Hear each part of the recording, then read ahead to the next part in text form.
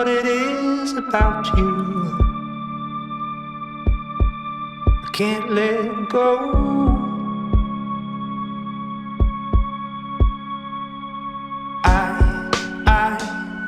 I want you to see, love,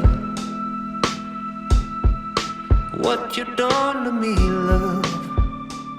Good evening, everyone. Welcome to another episode of Talent You Should Know, presented to you by 9 to 5 Grind Media.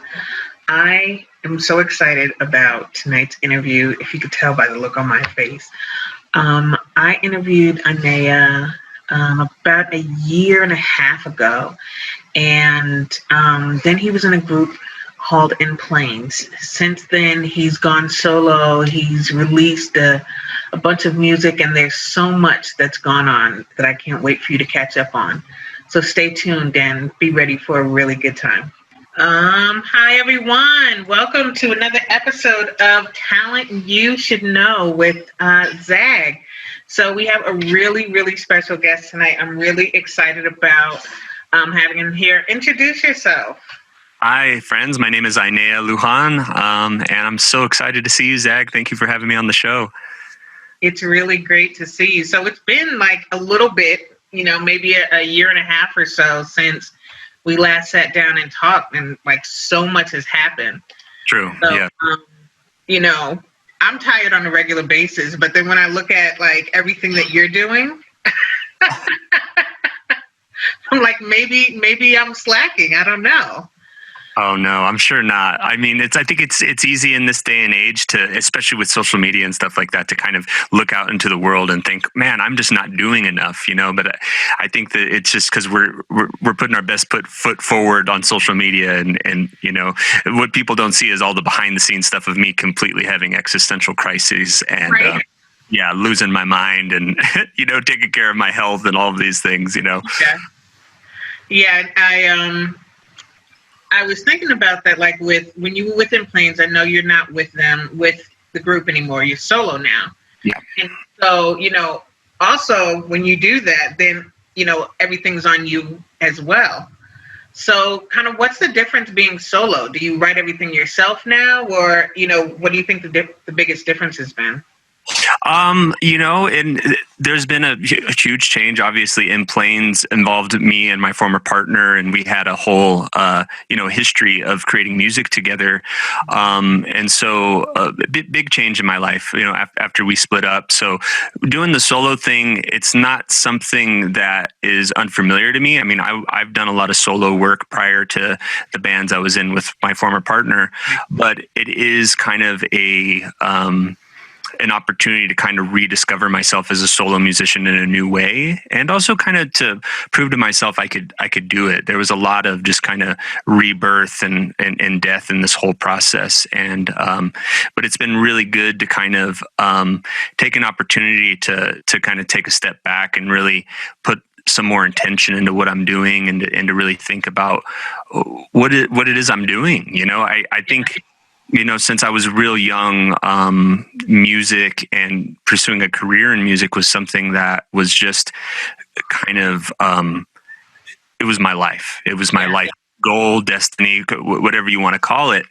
And it's like once I kind of hopped on that train, which I did at a young age, it was just kind of nonstop, and there wasn't any time to really take a breath or to think about the direction of the train. It was just kind of, just get to wherever you're going. And to a large degree, I didn't even know where the destination was. It was just, which is interesting, taking that sort of, all these dreams and aspirations I had as a kid and bringing that into adult life, and then getting the opportunity to ask myself, well, what is the thing? What is the destination? Where am I at? Check in with that. Right. And I know, kind of what that's like when you build something like with people, and there's such a connection there, and such just a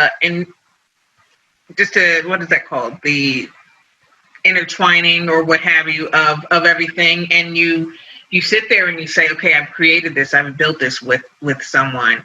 Can we do it without the extra stuff? And it's really difficult, and I think that just listening to your new work and your work right after that, you've done such like a great job of almost, staying true to the music that I'm familiar with from you, but also kind of creating a new sound. Yeah. And so do you think that this is something you'll stick with, that you'll stay solo? Because, you've been in bands before, but do you think maybe you'll go back to a band, or this is a good look for you? That's a good question. And I think I'm in that process of figuring that out. I think to me, nothing really replaces the band dynamic. Like I come from, my history earlier on in life is I played in punk rock bands, and Yeah. So the band dynamic for me is one that I really cherish and I hold sacred. And that there's nothing that's going to quite beat that feeling you get of having a group of people in a room playing their butts off, and the connection you make in that. As a solo performer, it's a little more up to the artist to kind of create that vibe, and there's a lot of interplay with the crowd and things like that, and it's a different vibe for sure. And so I think right now I'm kind of in a, I guess I'm in a transitory period where I can envision some of these songs with a backing band, but for the time being, I think I'm kind of just figuring out what my voice is as a solo artist, and that way when I do bring other people into the fold, I will be able to kind of have a little bit more of an idea or an established sort of vibe moving forward. Yeah. Well, I definitely we're going to get into the music, obviously. I want to start off by saying I love the acoustic guitar in a way that I cannot explain. It's one of two of my favorite wind instruments. The other is the cello. But every time I hear you, like I see it come on your lap, I'm like, oh, this is going to be good. But I want to talk to you about your newer music. But first, I wanted to go back to a single you released, the first single you released right after you left In Plains, I'm Away. Mm-hmm. And I want to talk about this because, you were discussing suicide, and while it's always been relevant now, amidst the global pandemic, mental health issues, and they've definitely been magnified if you've had them, right? Sure. And can you just tell us a little bit about the song and just where it stemmed from? Absolutely, yeah. Mental health issues and advocacy is something that's always been very much on my heart. I grew up with a mom who's bipolar. I have a father who's suffers from PTSD, and I myself have struggled with mental issues my life. And I'm somebody who's in recovery, of somebody who's learning how to kind of juggle that and juggle good mental health practices, even amidst a pandemic or being a musician. There's a lot of things you juggle emotionally in this field, as you would know. And so the song for me actually was inspired by another artist from this band, Frightened Rabbit. I read an article about him in Rolling Stone that he was missing. They were on tour. This is a few years back. And, eventually they kind of found out that he had passed away from an apparent suicide. And I was just kind of sitting with that and recognizing and tapping into kind of my own struggles with that, and thinking about, even siblings who have had struggles with that of mine, friends who have struggled with that. And I kind of just wanted to create a song that kind of encapsulated those moments. Yeah.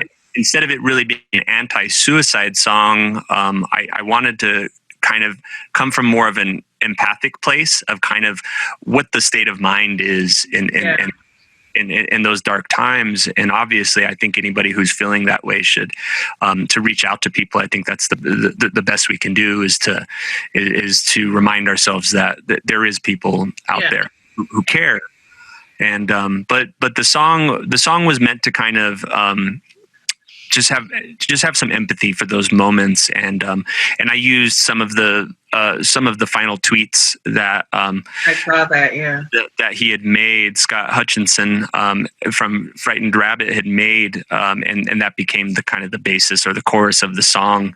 I felt like it was very powerful, and it was a way to kind of both honor a fellow musician's life, but also kind of bring some awareness to the fact that, you know, a lot of artists, musicians, but not just artists and musicians, lots of people who struggle with their mental health, and it's a subject I'm very passionate about, and also a subject I just want to help to remove stigmas from, and kind of normalize having conversations about it. You know, and I'm going to leave, you know, the number for the suicide prevention line. You know, it's going to be down below, and you know, anyone, if you're struggling, definitely reach out. And you know, I've had those struggles too, you know, probably more recently than I, you know, care to think about. But it's like, I don't want to get emotional, but it's very difficult when you get there, you know. And then for me, fortunately, you know, at one point, because it is something that you go back and forth with, right? You have your highs and your lows. And I had someone like my family I could reach out to, and I'm like, listen, this is a state I'm in, and I need your help. And I'd never been able to do that before, like bring it to that point, but I was like, now I'm scared. And so when you're able to do that, it's great that I had some people like that I could call. But, you know, again, there are some people who, you know, don't have anyone to call. And that's why, you know, we want to make sure that they have all the tools there to, you know, reach out to someone, right? 100%. Absolutely. And sorry to hear of your struggles with that, but I'm so happy that you can also talk about that and be vulnerable, because I think that's really what's going to make all the difference in the world, is when we talk about it, and when we're brave enough to be like, hey, I struggle, I have a hard time. That gives voice to people who don't think that it's okay to do that, you know. I think the biggest lessons I've learned in life is that emotions are something we're going to feel regardless, but a lot of societal norms, at least previously, we're changing the conversation on this. I feel us moving away from this. Right. But the social norms is that, you know, push your emotions away, put that shit aside, you know, and get on with the work. But dealing with the emotions is the work, and it's the work that we can kind of reposition ourselves to pay attention to. And self-care and self-love have become a huge part of my recovery. You know, getting sober, of having healthy relationships in my life, of learning how to express my joys and my grievances, getting into therapy. All of these things have stemmed from a place of learning how to be okay with feeling my feelings, you know? Yeah, because at some point it's like, all right, everyone knows me as this strong person, and I'm strong all the time. And if I show that I'm not, then what, right? So right. At least that's the story, right? That's the story. That's the story until, you know. Yeah, and I think that the real story is that people see somebody who's vulnerable, and they see somebody who's strong, and they find their strength in that. So it's strength through vulnerability is something that I'm learning, and something I'm constantly, you know, discovering. That's awesome. Okay, well, I'm going to move on a little bit, because after that you released several singles. And did you have any favorites out of those? Because, I mean, I thought they were all pretty good, but is there any, you know, favorites? Yeah, I think, you know, with me, it's always been about kind of just being stoked about whatever I'm working on currently. So every song, you know, if in order for me to put it out in the world, it was a favorite, you know, at one point at least. Right. But starting out a solo presence with a song like I'm Away, which is about suicide. I definitely, for me, not only was that like, for me, a very emotional and vulnerable way to kind of put myself out into the world, but it also, in a way, gave me a great deal of freedom, because it's like, okay, I got some scary shit like out there in the world, just like right away. And it kind of gave me some liberty and artistic license in a way, at least for myself, to kind of explore more vulnerable territories, and a lot of what I've been releasing has been about, my relationship kind of dissolving, a lot of relationships coming to a close, a lot of death, a lot of rebirth, and so there is a tone of a lot of themes of kind of bringing chapters to a close in my life, but I like to think that all my music has a sort of underlying hope to it, regardless of how sad and kind of vulnerable it can get. I think, to me, when I listen to my music, there's always this underlying hope and sense of like, we're going to get through this, Well, I saw that in the EP. So do what you want. Yeah. It was interesting because with that, I said to myself, this is super Hawaiian, right? It gave me like a little bit of a Hawaiian feel, like it was very kind of upbeat. But I said, and once again, I said, you seem to touch on suicide or mental health again. But what I liked is, in the lyrics, you said, I keep letting you in. You gave me more than I bargained for, then walked right out of my door. You know what I mean? And it's one of those things, it's like you hear, maybe I wasn't ready for it, but you know what I'm saying? It went away again, or you got stronger after that. Did I interpret that correctly? Or I think that that's a great interpretation. And I think that that's the beauty of music, is that I think when we share our struggles, other people can kind of put themselves in the driver's seat of that struggle, because I think that is a way in which we can really celebrate how similar we are as people, is through our struggle, right? And understanding that it's like through our struggles, but also through our perseverance and surviving, being survivors of those struggles, right. and also acknowledging that our past is kind of what brought us here, And so those songs are like acknowledging that, hey, these are hard effing times, but I'm also celebrating the fact that it's contributed to this present moment. In this present moment, I am at peace. I'm in my joy. Therefore, everything leading up to this moment is something I don't regret, if that makes sense. No, it does. And I saw that again in, like, Do What You Want is definitely my favorite on that EP. And I don't know if it's because it's, about heartbreak, but it was almost like beautifully tragic, right? Thank you. And to me, like when you say, okay, she says I can't, another tells me there ain't no other, it's almost like someone saying you won't find another me, but then it's like, well, then who am I to you, right? Yeah. So it's like, obviously I might not find another you, but I'll find myself. I'll find someone else who really loves this me, right? Yes. Oh, you nailed it, Zag. That's so right. You know what I mean? It is, and it's about creating a relationship with myself, which is something I've never even attempted. I went from basically really being dependent on my parents and their love and support, to jumping right into like just a couple long-term relationships before I was married, and had a whole life and career with my partner. And I never considered this idea that I could be a support for myself, that I can be my own best friend, that I can be somebody who can kind of offer all of these things I was searching for in the external.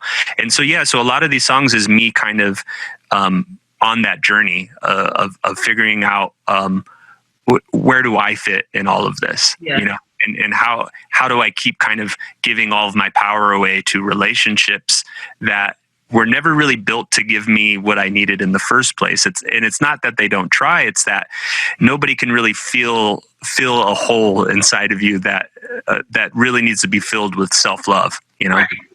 And it's funny you say that, because I told someone the other day, I said, it took me a long time to like, who I was, just because, obviously childhood, whatever happened. And I said, even when I liked myself and I said I loved myself, I didn't really know what that was. Right? Sure. I didn't really know and understand what that was to say I love myself, because there were still the self-deprecating moments, right?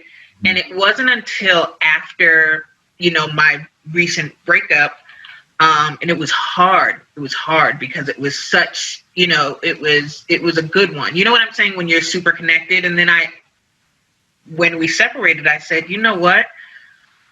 I'm going to relearn myself for a while. And then after a couple months, I was like, oh, look at you, and just like, look what you can do. And it's like, and then you know what you need. And you know that, hey, maybe sacrificing this part of yourself for someone else's happiness really isn't healthy, right? Mm.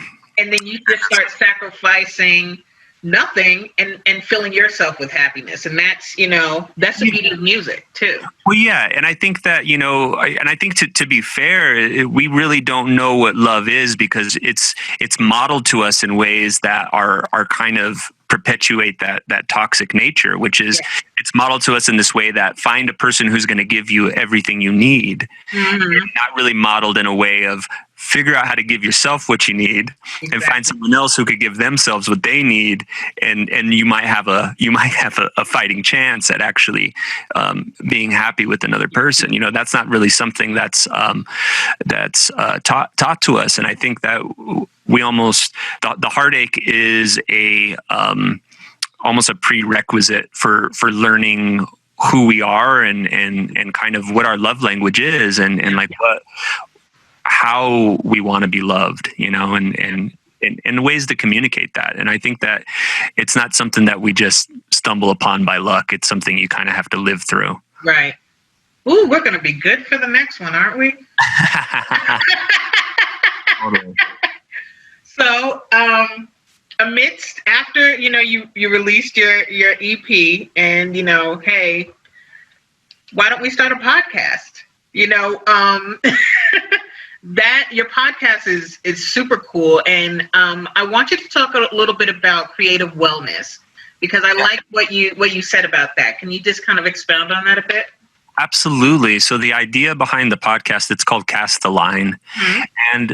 And again, this kind of came out of that, this sort of crossroads I've been in my life of just kind of rediscovering who I am, what's my voice, what's my message, and also kind of bringing that mentality back to my creativity. What is my creativity? What is it for? What is the goal? I found in my creative process that generally when I'm goal oriented or I'm trying to produce something or get something to the finish line, I kind of lose what creativity for me is really all about, which is about making stuff. It's about this process. And that's really where I got the bug. That's really what I fell in love with, was spending hours in my bedroom just creating and not really having a goal or not being so focused on the proof, if that makes sense. Mm-hmm. And so Cast the Line is this concept that I consider my creativity a body of water that I return to, and I just throw my line in the water. And sometimes I catch a fish and sometimes I don't. But the point is I go to this spot all the time because I like the water on my feet. I like the breeze. I like the sunshine. Yeah. It's not really about catching anything. It's about going to this place where that brings me so much joy. So to me, creative wellness has been about recognizing what creating healthy looks like, because I can get in these real manic states of just like, I don't feed myself, I don't sleep for days. And while my creativity is something I can live off of, it's not sustainable.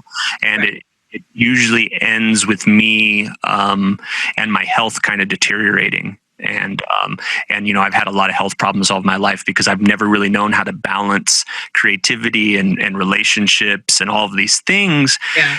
So creative wellness to me is bringing a health conscious awareness and mindfulness to my creative process of understanding that I'm just as productive if I take breaks to feed myself and go for walks and do yoga and do these things. I'm actually bringing a lot of positivity back to my creativity, and it's in a way it's like it's maturing and it's growing. So in discovering my own creative process, I wanted to really take deep dives into other people's creative process. So I have guests on the show and I discuss just that with them. What is your creative process? How do you access it? How do you maintain it?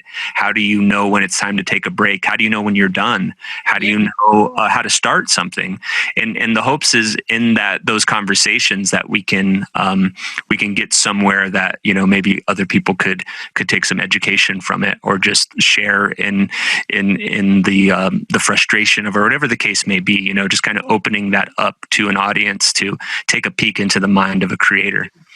Well, one of the things that I really liked, it was episode 7 that you did with Talisa Marie Alvarez, and it was going over imposter syndrome, which is something that I think a lot of people have, but they don't realize what it's called, or they don't realize that so many other people, you know, have that. Like I will, and I think, you know, I have that to an extent, which is why I don't perform live, is because I have horrible stage fright. It's like, I know I can sing outside of the shower. Like, that's actually a fact. But but in front of people, I'm like, oh no, you know, is the next person better than me? Are they going to hear me, you know, not reach this note and that kind of stuff? And, you know, kind of getting out of your own head. So I'm so happy you touched on that in that episode. Yeah, and I think that that's the case for so many of us. And I you know, I've had conversations with even perceivably the most talented, brave, courageous people I've ever met, and they even can attest to that feeling, that imposter syndrome. Because I think we all have that inner critic, and we all have that voice in our head that's the part of us that's like, don't do that. What are you doing? You know, and I think that, you know, it's a part of us that's trying to keep us safe, because it's like, don't do that because you're going to embarrass yourself, and I'm going to do whatever I can to protect you. So we have that part of our brain that it's more of a safety mechanism, that kind of weaves doubt into our mind, not to make us feel like we're worthless, but to protect us, because a part of that self has been hurt before, or the part of that self knows what that heartbreak or rejection feels like. And it's basically saying, we're not going to feel that anymore, or we're not going to feel that again. Yeah. So that little voice comes out in little criticisms and little, you know, little seeds of doubt. But I think if we can learn to quiet that part of our mind, and to calm it, and to be like, hey, it's okay. You know, and it's okay to fail. It's okay to feel like an imposter. It's okay to wake up and not feel your best, but to do your best regardless. You know, and I think it's a very common thing amongst creative people and artists. And what's cool about the podcast is kind of getting to those vulnerable bits and spots, and realize that so many of us are coming from a place of self-doubt. You know. Yeah. So then, because I know you didn't have enough to do, you started a web series, right? Called Hanging Out, which is absolutely amazing, because you start off just about every episode with like, hi friends, or good morning friends. And then you make like some mystical cup of tea out of, you know, these ingredients no one else can find. But what I like about it is it's almost like a Mr. Rogers feel for adulting. Yes. You know what I mean? So it's not like it's like the adult version of Mr. Rogers. So I thought it was really cool. And I like that it was kind of a recap of like your career. It was self-accomplishments, and almost like you mentioned earlier when you said you were grieving a former life. Mm-hmm. So I like that you did all of that. And one thing that I picked up on is that it seems like you missed the road. Is that true?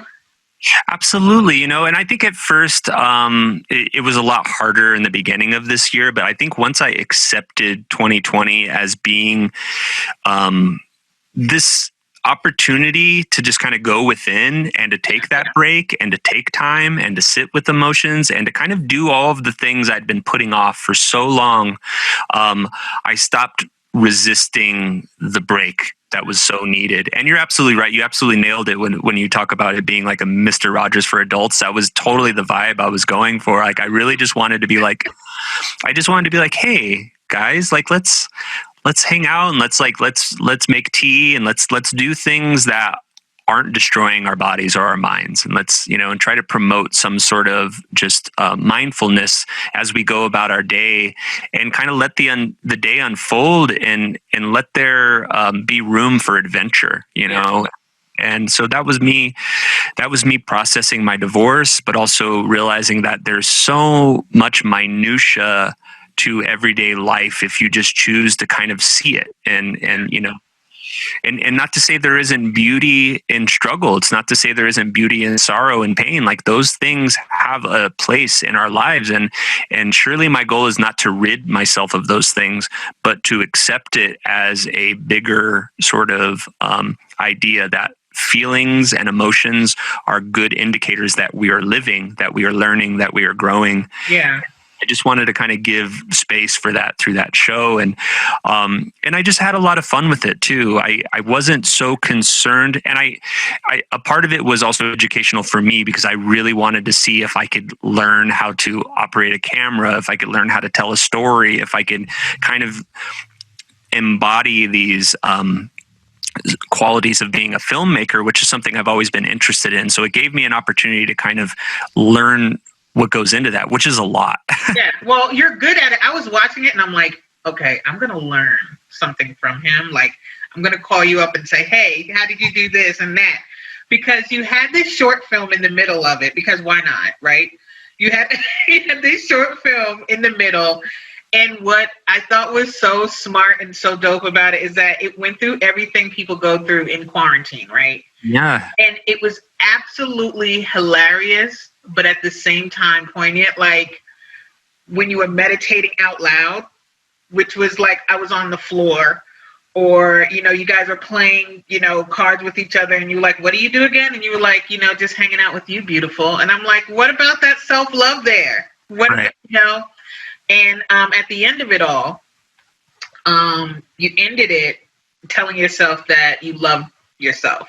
Yeah. And I thought that was so dope. That was such a great message. You know, how did you come up with that idea? It was so good. People watch that, please. I'll have the link down below. You're amazing, Zach. Thank you so much. Yeah, I think that's just more of kind of the process. Like, I mean, coming back to the first thing we said at the top of this of this subject, is it's that imposter syndrome. It's that voice in your head that you're pretty much having to spend time with, whether you want to or not. And it's learning how to befriend it instead of trying to weed it out. You know, I think that we get caught up in this almost woo-woo or new agey idea that we need to like kill our ego, and we need to like squash out all of our negativity, and we need to like exercise all of this darkness. And I don't think it's about removing it. I think it's about embracing it. And it's about understanding that those are the parts of us that need love more than anything. And I think if we can find those parts of ourselves and learn that that's just us, it's us needing that connection, and us needing that reassurance, and needing that time, just spending time with it. You know, it's kind of like the little kid in us who's just dying for attention and affection, and it's kind of just to the point where it's almost annoying us, and we're just like, not now, not now. Right. And we learn to just kind of tune it out, and we learn to kind of just, you know, talk down to it and belittle it. And that's kind of what's going on in that short film. It's me going through the process of being very annoyed by that inner voice. Yeah. And then coming to the conclusion that, wow, I'm really hard on you, aren't I? Yeah. I'm really hard on you. And I realize that now, and maybe let's try to work this out. Let's actually spend some time together. Yeah. And we realize how different we are. You know, like that part of me wants to drink and wants to like forget about all the problems. And I'm kind of like, you know, that's okay. You do your thing, but I'm going to not drink. Right. And I'm going to love you just the same, you know? And so it's really about me finding that process, and me finding sobriety, but me also befriending myself, and learning that part of myself isn't my enemy. It's actually a part of me that really, really is dying for my attention, and it's okay to give it to it. Well, I thought it was cool. The finale, you created, or you compiled some music for that, American Dreamer Volume 1, right? Yeah. So it was like a compilation of music, and I love the song that made Paris cry. Oh, thank you. I love the fact that you named it after like your friend, and you know, did you meet him in New York, or it was like during your travels, right? Yeah. I met him in Bloomington, Indiana on my way to New York. So right. Yeah. And he was a character who was just like, he's one of the first characters I met upon my travels. And that was when I was hitchhiking. So I was young, this was 15 years ago or so. Hitchhike. Yeah, and it was just life changing to run to someone like Paris, who was completely himself and completely just, he had no shame and no apologies about who he was, and I learned so much from just watching him go through that. Such a sensitive person too, though. You know what I mean? So just as much as he was talented and amazing, he also was, on the other side of that, was emotional and he was a wreck. But that was the thing, is he really taught me that it's okay to kind of accept all of these parts of yourself, these parts of you that feel extra sometimes, and these parts of you that feel not good enough, but to kind of, he was a big part of that. And so I sang him a song that I had already written on my travels. It was really about missing home, but also kind of discovering myself on my first venture away from home, and we just both had ourselves a good cry after I played it for him, and so it became known as the song that made Paris cry. That's the title, and that was amazing to kind of bring that around full circle in my life too, to realizing that was the start of an adventure, and I'm now bookending that adventure with this series, And I was going to say how serendipitous that was, that you did this American Dreamer Volume 1, and it was all unreleased songs, right? From years ago, right? But somehow, right now, it fit in perfectly. Thank you. So that's kind of really, it's a testament also to your creativity, that it's, it's timeless. So... Thank you. And I think that was the point, was just kind of trusting the process. And that was my past kind of coming up in such a good way, because previous to that point, there was just a lot of pain and a lot of sorrow and a lot of grieving and a lot of why did this happen to me, and just like a lot of heartache. And I think that was my way of my past kind of coming back around and being like, hey, this has also been amazing. This has also been something to completely acknowledge and to honor and to bow to. And and I think the message of that whole web series was just deaths are okay. They're not only okay, but they're inevitable. There's no avoiding it. And to be able to kind of practice death with the way in which we die while we're still living. And by that, I mean just like when we transform from childhood into adulthood, when we transform into somebody who was in a marriage or a relationship, into somebody who's now single, into somebody who wants to pursue another relationship. There's all of these shedding of the skin and all of these different deaths and rebirths we go through, and in a way it's practice to kind of bring more empathy and mindfulness to death, and not see it as this something to be afraid of, but more or less something to celebrate. So now we get to Echo Brain. Mm-hmm. And, oof, because it's not released yet. 12/21, everyone, be ready. You can pre-order it as well. I will have the links below. Tell us about Echo Brain. Tell us how this came about. How did you come with the name Echo Brain? So this is all just kind of in that same Marvel universe of my own brain. Right. Of me kind of creating the whole thing of, but basically, back up a little bit, and I'm doing In Plains, and my band, my other band with my partner, the Haunted Wind Chimes, was coming to a close, and we were kind of transitioning into In Plains, thinking that maybe doing something on our own would kind of contribute to basically saving our marriage and our relationship, because it was already kind of showing signs of being on thin ice. And that was, I think, our attempts to kind of reconvene and kind of reconnect with that early connection we had made as a couple, that basically started the Haunted Wind Chimes, but eventually became its own thing with, a lot of moving parts.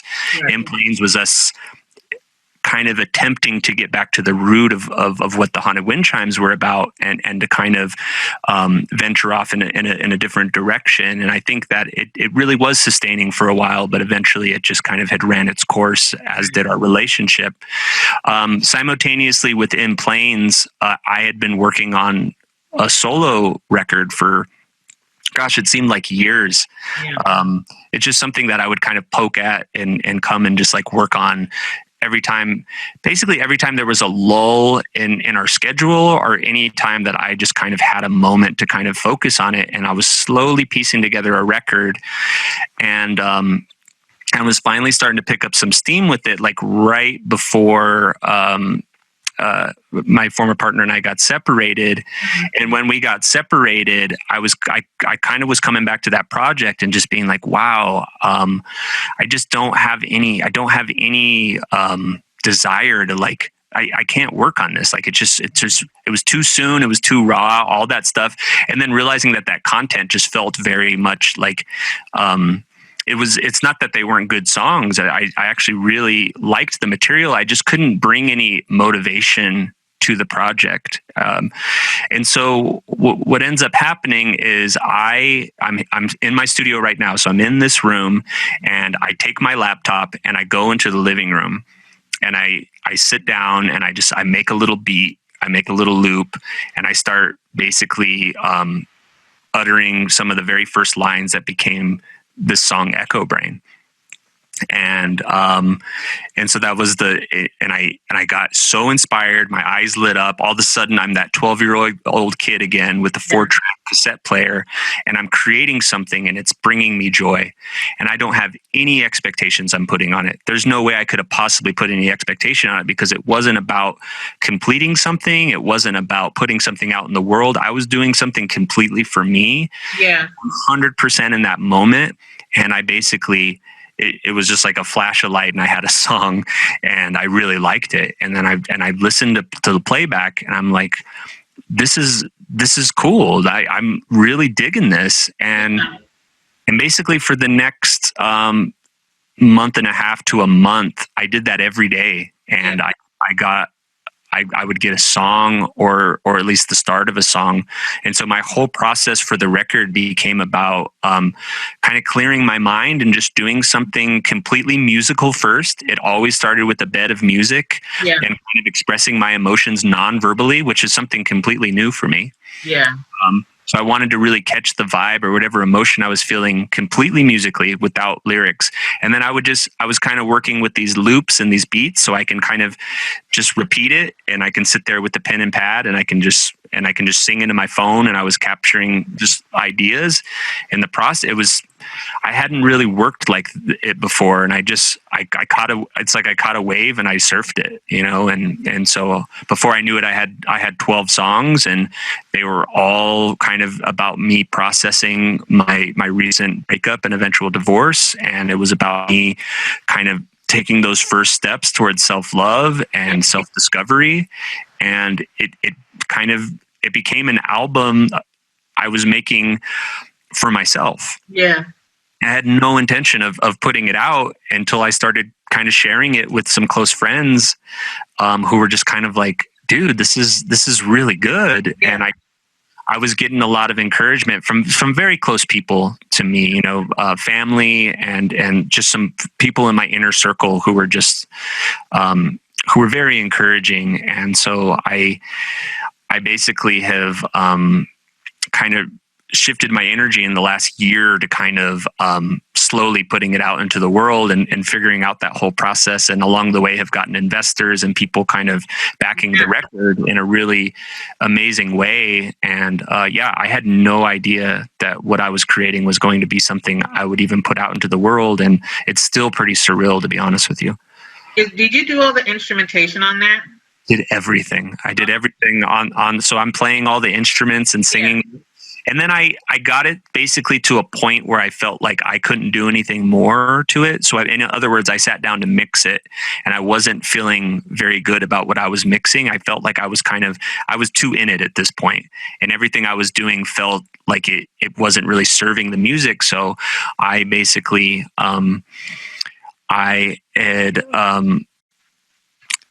it was my friend at the time, and we're now dating, but I basically showed her some of the material, and I told her that I would really like to get this mixed by somebody.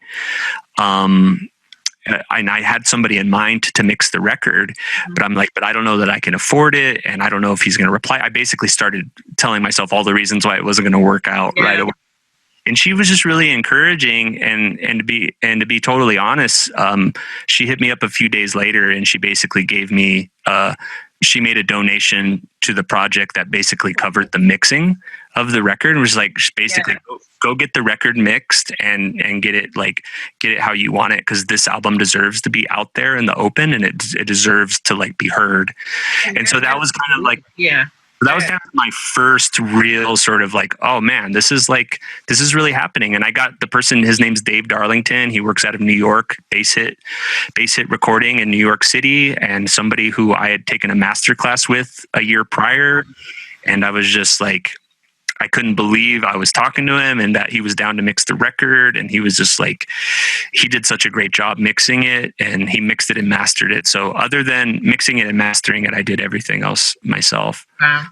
And that type of belief in someone, like for someone to believe in you that much and your creativity is everything. Like for them to do what they can to make sure that you're successful, like especially to someone in, our field, because it's such a, it's one of those things where like people might like it, people might not, but someone to believe in you and your creativity enough to make sure that you have the best project possible is awesome.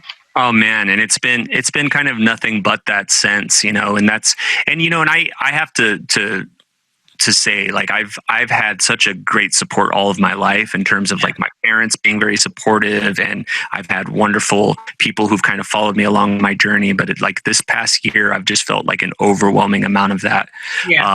And it down to the people who are helping me release this record. There's Mike Hartkop. He owns Solar Roast here in town.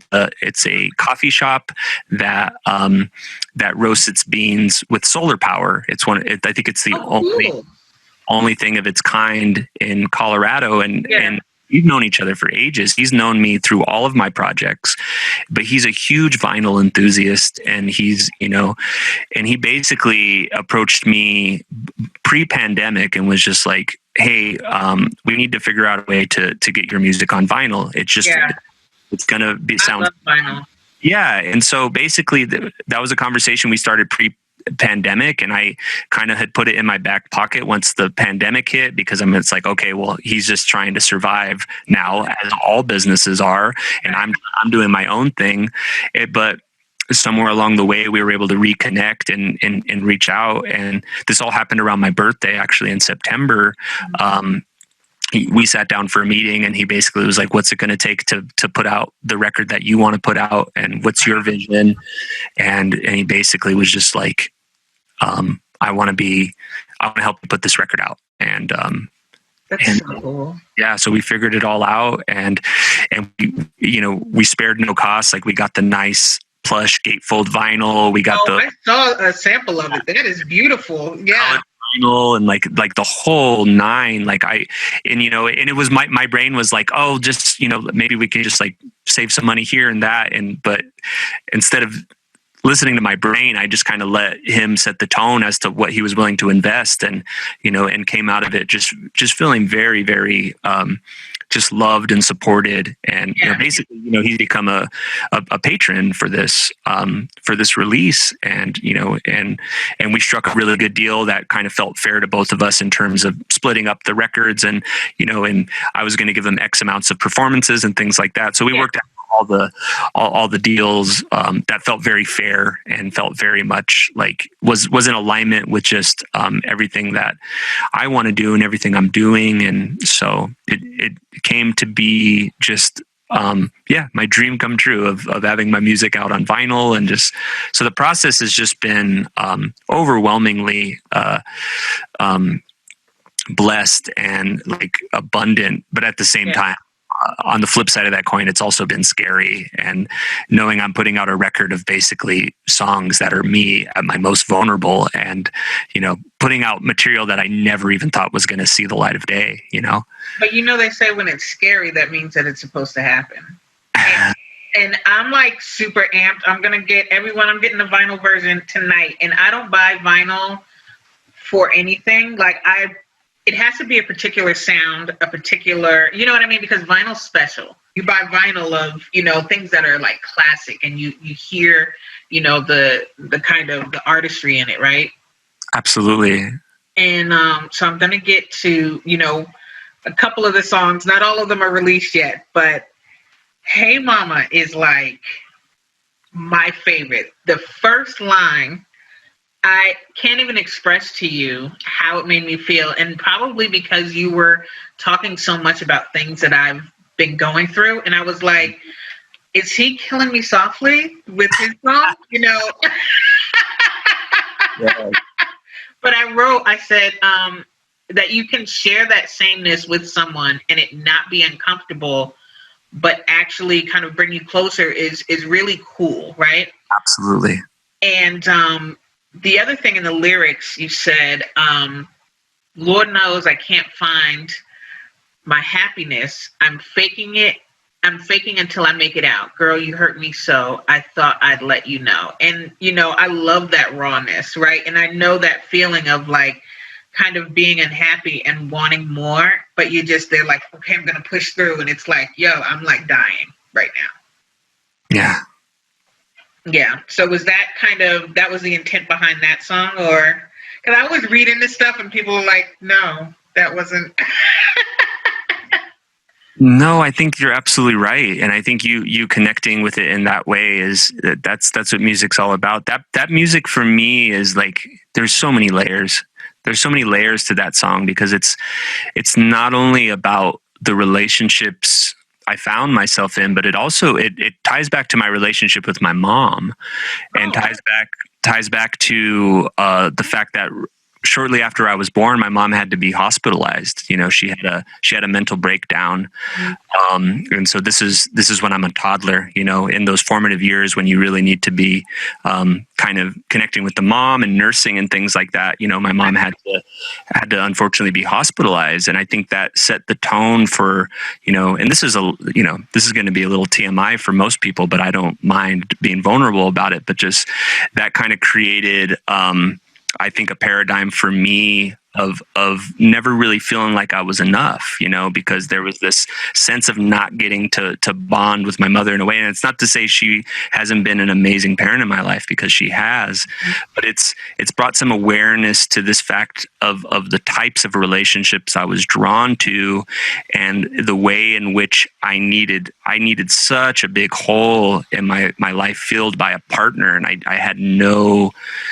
I just had no awareness about where it was stemming from, and how something like an early trauma like that could really shape the partners we look for, and the way in which we kind of continue this cycle of trauma.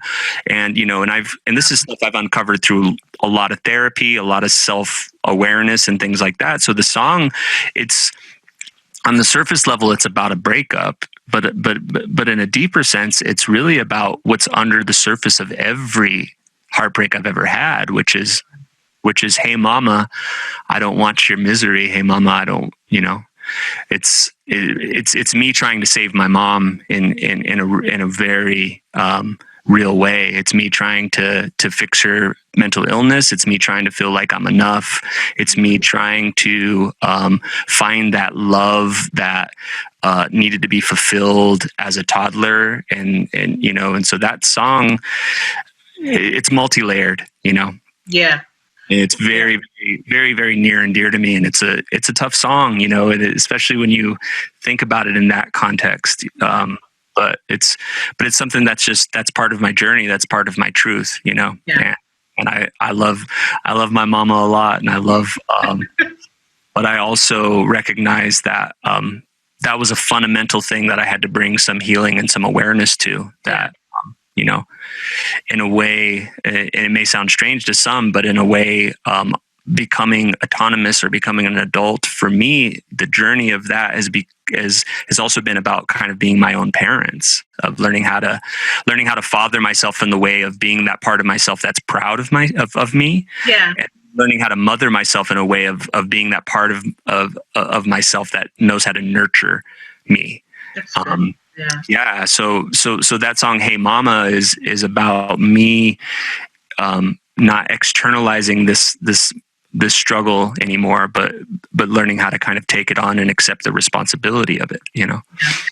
And then you have I Wanna Love You, which is another one of my favorites. And I like that, it's kind of, it is the same in the sense of the nurturing, like, hey, did you fall down? Do you need to fetch a pail of water for you? And just like, what was the concept behind that? Was it the same kind of thing with your mom as far as like doing the nurturing aspect for yourself, or because it's like, I want to love you, but you make it so hard, man. So yeah. I think that one's straight up about the relationship, about my marriage, and it's about, but it does tie back into that early trauma and that kind of repeating itself, because that's my need to fix things, that's my need to, when I see other people struggling of just wanting to kind of pop in and be some form of savior, and basically feeling at the end of the day resentful towards that person, because it's like, what more can I give you? Like I've literally given you everything. And I don't, and it's coming to terms with the fact that, if people aren't given to themselves, there's really nothing you can do for them, And the same goes for me. So it's really about me discovering that as much as we want to save our partners, save our marriages, that really we could only save ourselves and kind of model that. And we have to allow other people the benefit of the doubt of the responsibility of saving themselves. All too often, I think that we become codependent in relationships because we think that it's somebody else's responsibility to save us, and unfortunately, I think that's just a lesson you have to live through. It's not something that it's not something you get the prerequisite text before you fall in love. Well, I told someone once, I said, it is not your responsibility to make me happy, just like it is not my responsibility to make you happy. 100%. We have to be two happy people coming together and just magnifying what we already have. Yeah. And, I didn't, and when I said that to him, I was saying that to myself too, right? Because I had learned from obviously the previous relationships. And I know that you have From the Start. Is that the next single that's going to be released? That one's out. That one's out. Yeah, that one's, I think so. Yeah, that's out there in the world. So that one released, I think that one released 11/11. Yeah. Oh. Yeah. I see 11/11. Yeah. This body of work, I think it's so good. It's so powerful too. And because you come from such a vulnerable place, and then to come to this project, which I think shows kind of like that you're still on the journey, but you're much like stronger and steadier and more confident from where you've been. And I'm just like blown away by it. Thank you. So I want to thank you very much. I want to thank you so much for like making time for me, because based on what I saw, you don't have that much time. No, it's absolutely my pleasure, Zach. I appreciate you so much too for being such an amazing human, for being a fan, for doing your research, for just kind of knowing the goings on in my life. Like it's the first time I ever met you, you had such a warm and loving presence, and it's awesome to reconnect. And obviously we've had our own time and space between our last with each other, but I can tell that there's been a lot of growth in both sides, and it's so cool to see you doing your thing, and so honored to be a part of your show. For those who don't know, I literally stalked him. Like I I saw them on the Underground Music Showcase a couple of years ago, and I was like, I have to find this band, and we went to like several different things, just like looking for you. So I'm just really excited that we'll always kind of be connected, and I appreciate that. Yeah, and you were so sweet, and that was like such a great meeting. And yeah, and I hope that we can continue to check in like this. And so I'd always be happy to join you in anything like this. So I made a request if you could play a song for us. Yeah. After this, so everyone, like, get ready, because it's going to get even better. I know you thought it couldn't, but it's got to. Awesome. Well, thanks again, Zach. I appreciate you so much. And so I am going to do my most recent single, and this is like a raw stripped down version. The version you'll find on Spotify and iTunes and all the like is definitely more produced. It's more beat heavy, but one thing I really wanted to bring to the table with these songs is to kind of make sure they can fit in any sort of vibe, so if I could break them down acoustically, play them on a piano, and do the whole production, and just feel like they were good songs. And I'm really proud of this batch of material. This song's called From the Start, and it's kind of about acknowledging all of the missteps that happen in a relationship, but understanding that you wouldn't change a thing, that it's completely okay to have gone with what you've gone through, and that who you are now is a result of that. So it's kind of about coming to terms with those things and recognizing that you'd probably do it again, and that's really what love is about. It's about loving despite heartache, and choosing to love even though that heartbreak is inevitable, and things working out isn't a guarantee, but the risk of love is really what makes it so special and so beautiful. And so this song's called From the Start.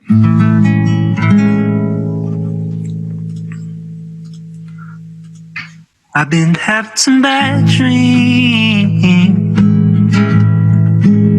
I wake up alone. It's got me thinking about things I should have known. I knew when I met you, you'd break my heart. Darling, I knew right from the start. But I do it again.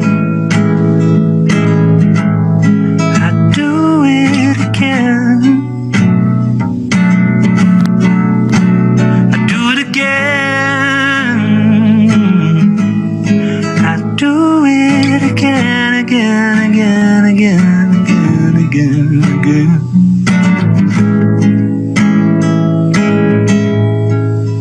Rinse, wash, and repeat. It never ends. My trouble coming in threes. I'm backsliding again. And when I think of the things I've done, darling, I knew what went wrong. But I do it again. I do it again. I do